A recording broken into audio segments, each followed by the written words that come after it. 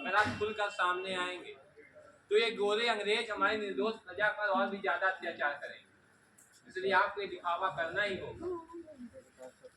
और हाँ, एक बात का ध्यान दें, ये बात आपकी हमारे ठाकुर रणा सिंह के अलावा किसी को पता नहीं चलेगी। जैसी आपकी आज्ञा। अब हम भगवान जगन्नाथ की यात्रा के लिए जा रहे हैं। भगवान जगन्नाथ आपको और आपके सैनिकों को सफलता प्रदान करें। महाराज की यात्रा शुभ हो, मंगल हो। हम भूल गए थे जिनको याद कर रहे हैं उनको, हम भूल गए थे जिनको याद कर रहे हैं उनको।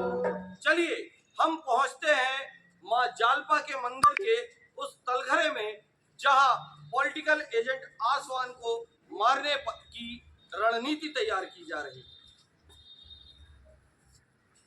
ठाकुर साहब, आप पूरब की ओर से अंदर जाएंगे। जी लाल साहब। और पश्चिम की ओर से सेनापति आप जी।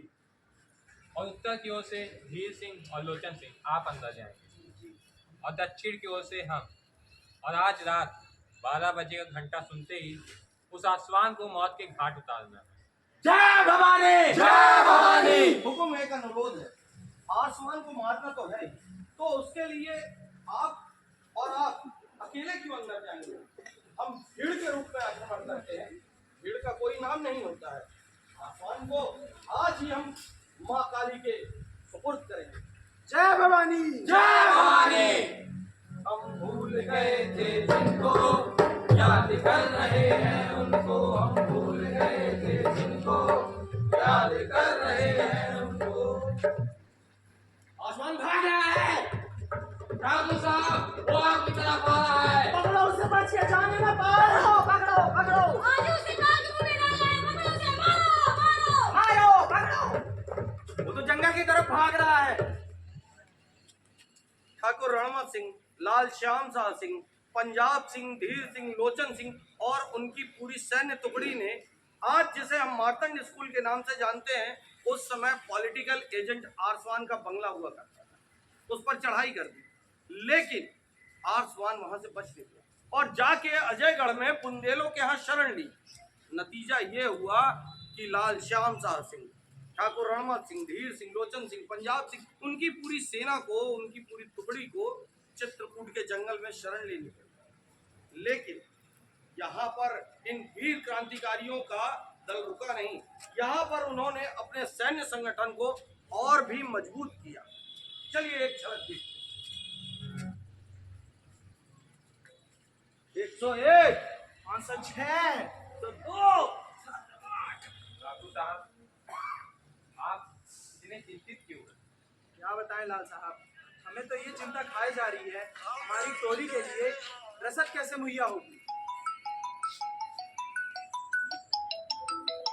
अभी भी इतना पर्याप्त होगा।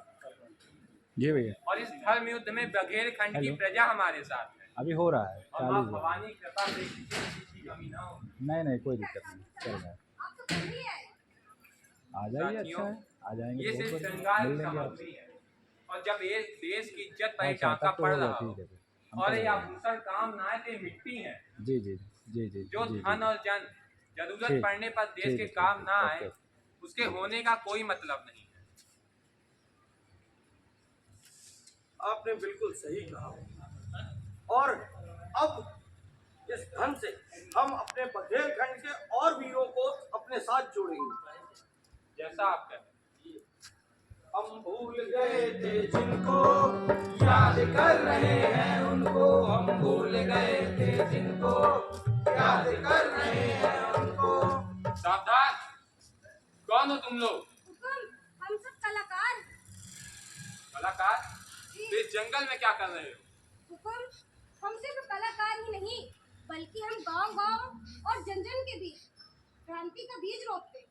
क्या सबूत है तुम्हारे पास? हुकुम, ये झंडा।